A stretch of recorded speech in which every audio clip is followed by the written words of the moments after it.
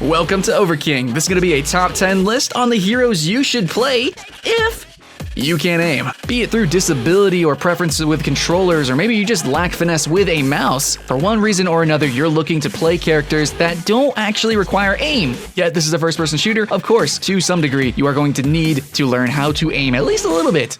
But the truth is that Overwatch has a very wide cast of characters, and within this very colorful cast of characters, we do have a wide variety of different skill sets needed. And this top 10 is going to explore the ones that don't exactly need aim as their primary requirement to play well and also to have fun with. Not saying that these characters are easy, it's just that they offset their mechanical requirements for strategy or tactics, or both. And needless to say, if you're good at aiming, that'll also translate to these characters. So with all that out of the way, let's get right into the list.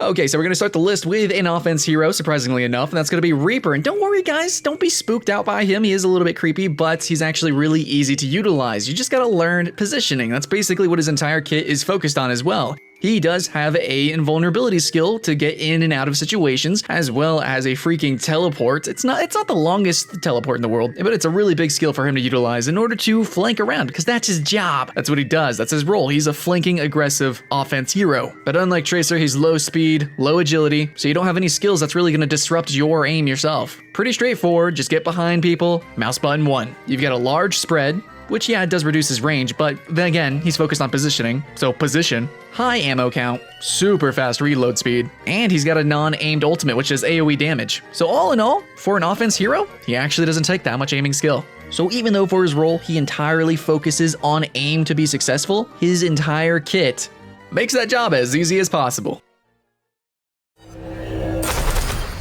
Next on the list, we've got a support character, and that's going to be ZENYATTA. Actually, if we just compare it to the previous Reaper, his auto attacks, his main focus fire, and his alternate fire is kind of more difficult to utilize. However, this is a support character. You're not expected to go run around Rambo style, getting kills and frags all up in the place. Nah. His other abilities have no aiming whatsoever, though. You literally just look in the general direction of an enemy, press E. Look in the general direction of an ally, press shift. 2 homing abilities plus an AoE or ultimate, easy. But his primary fire and his alt fire, it's kind of hard to land. However, really, the role that you're playing is more of a suppressive fire. You can consistently just throw out your orbs, just kind of do that suppressive fire, or you can actually charge them up and do a burst around a corner. Now the reason he's so low on the list is really because he kind of relies on at least doing some damage. He doesn't get a huge amount of ultimate meter through just healing and debuffing, but the rest of his kit's pretty easy to use, at least in terms of aiming, just not so much timing. So all in all, I think he fits well at number 9.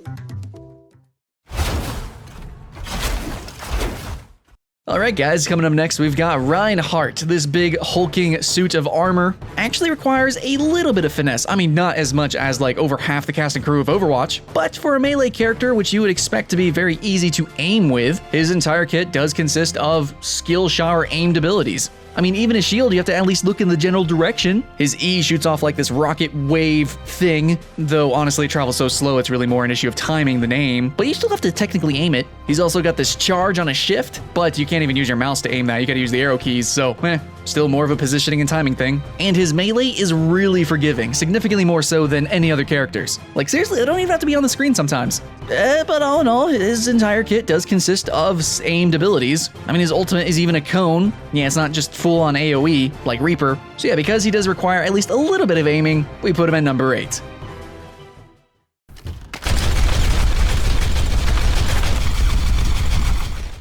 Next on the list we have D.Va at number 7, and she's actually really easy to use all around, though she does actually kind of have this skill ceiling with her shift ability, which is keeping her from going up higher on this list. But the truth is that her main fire cannon has no reloading. I mean, you just sit there and shoot infinitely, forever. It's got a huge range and it's got this huge spread. So overall, it's like the easiest gun to use. However, it doesn't do that much damage, so you really need to utilize your shift ability, your thrusters. And your thrusters are actually controlled with your mouse, with your aim, and you move really quickly. Your thrusters, whenever you run into people, can also knock them up and away. So a great D.Va is going to have a huge impact. But, you know, you can still be a good diva like your first time playing her because her skill floor is fucking rock bottom. Her other skill is called the Defense Matrix, and it blocks all of the projectiles. So she's really tanky, really defensive, but it's really that shift ability that's keeping her from going up higher in the list. Her ultimate as well takes equal parts tactics and mechanics, because you still have to aim it, you still have to use your shift ability to kind of propel your ultimate, and then of course you have to time it. And so yeah, you just eject from your little robot dude and he kind of explodes. But once you're out of your robot suit, if you get destroyed or you blow it up yourself, you have a pistol which does a huge amount of damage, and you need to rack up damage in order to get your suit back.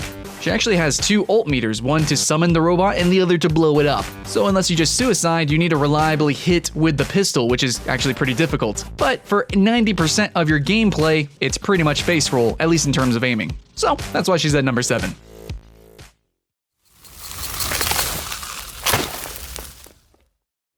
At number 6 on our list, we have Mei. And she's truly a curious case here. On one hand, she actually has a alternate fire that's pretty damaging and it's really hard to hit. Slow travel time, slow to even start up and shoot. And then we've also got her Ice Wall, which takes planning, proper execution, and that includes aiming it. It's ground targeted, but still, that's aim. And it makes her one of the hardest characters to master in the game. Yet, her primary fire kind of makes everything fall in line. You see, whenever you hit somebody with your primary fire, it makes them move slower to the point where they can actually freeze in place. So it's pretty easy to actually land the first little dot of damage, and subsequent dots of damage are just that much easier. Especially if you wall them in, and then once they're frozen, then you can use your alternate fire, or melee them. Once you rack up enough points, use your ultimate. Literally just throw it out there. It's a big AoE damage freezing snowstorm thing, and it makes any other attack you want to do afterwards perfectly easy. But yeah, I'll admit that she does have a skill cap, and if you're really good at aiming with her, you can do some serious damage. But still, inherently, she doesn't require that much aim to get started. So she's at number 6.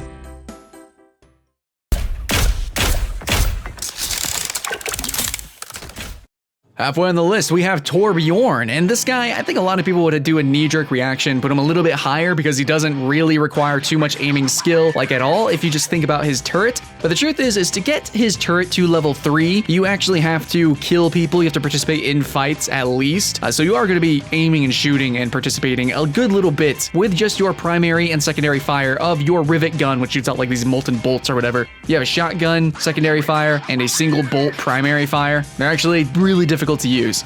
Of course, that difficulty is offset by the sheer just strength of his turret, which is your focus of your kit. But TORBJÖRN can do so much more. His ultimate molten core gives him a little bit more armor, and it bypasses the ammunition you need for your armor scraps, which is your E, as well as upgrading your turret. Plus you shoot faster and you're just like, you're crazy hella strong, period.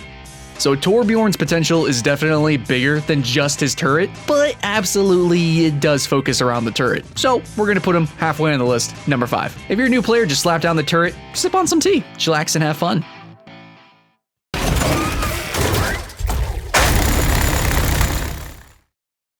Now that we've broken past the halfway marker, we gotta talk about Bastion. Bastion is our number 4, and he has been the bane of new players' existences, and also at the same time a boon to new players, because he is probably the single easiest character to play in this game. Sure, he requires some skill with positioning, absolutely, especially because you can't move in your sentry mode, but the amount of range damage that you have, plus the forgiveness of aiming, I mean, you don't even have to be pinpoint accurate with this dude in the least. If you see a red name tag, just kind of look in that direction, you will probably kill him. Bastion can switch between 2 different forms, and in either form you have a similar weapon. It's just like a machine gun. Pretty highish damage. You do significantly more damage in sentry mode, and that is what you're going to be spending 99% of your time in. Pick a spot, plant yourself, get some tea, and pop some popcorn. But if you get up enough points, and you will if you're playing on defense, then you will be able to use his ultimate. You transform into like a tank, you get like this bazooka, and overall that's a really easy form to use as well. AoE damage, super fast fire rate, at least for, you know, what it fucking is. A bazooka, man. Big explosions! And it's not like you're flying around like Pharah, so overall, pretty easy to use that mode as well.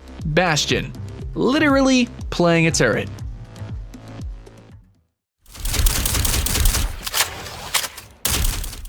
At number 3, we have Mercy, which is the medic from Team Fortress 2, except on crack, because you got wings and you can fly around and stuff. However, you don't really have to aim your wings. You just kind of look at a teammate and you can fly in that direction. Your staff weapon also is homing, essentially. Once it latches on to a teammate, that's it. You can alternate with left and right click to do a damage boost or heal, and that's pretty much it. That's going to be the gameplay of Mercy, essentially. Press Q when needed. You do have a secondary weapon though if you are caught alone or in some incredibly rare circumstances. Pistol doesn't do much damage. It's super hard to use. You're really not expected to use it. You'll use it like literally like 1% of the time. So even though it's really hard to use that weapon, I'll admit it. It's just the rest of her kit is totally focused on a completely different aspect. She plays a healer role, and more often than not, significantly so, it's better just to damage boost a teammate than try to switch to your pistol to kill someone. But because she actually does have a pistol and it can be utilized, she makes number 3 instead of being higher.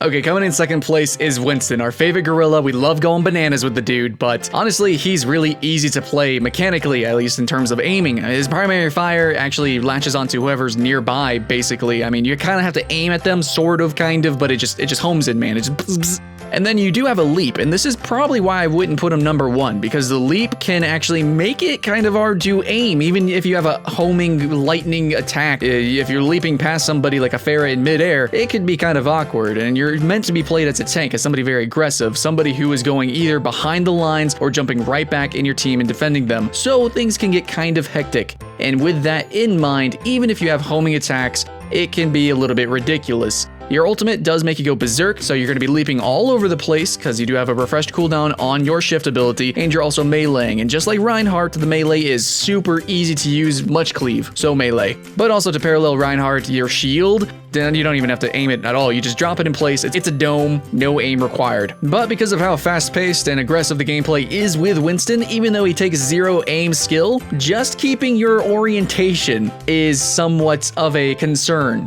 So he didn't make number 1.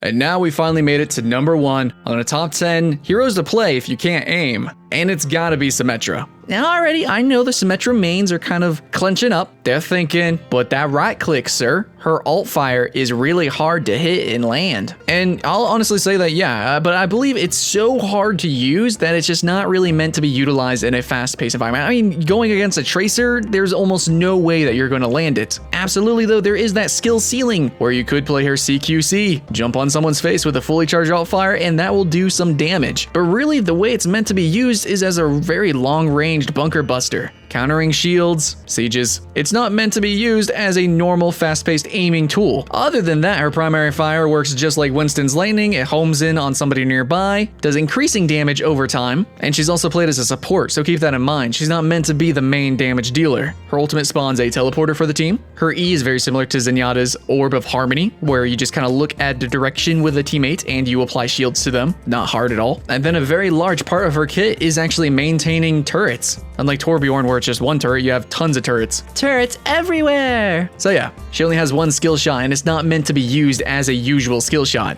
It's meant to be used on stationary targets, like shields and Bastion. Not only that, but she's probably the character that has the most replacement for mechanics to strategy and tactics. She's a really hard character to master. She plays totally different than anyone else. And now, honestly, guys, she's not easy. She is really hard, but if you're looking for somebody that doesn't require aim at all, yeah, then it's SYMMETRA.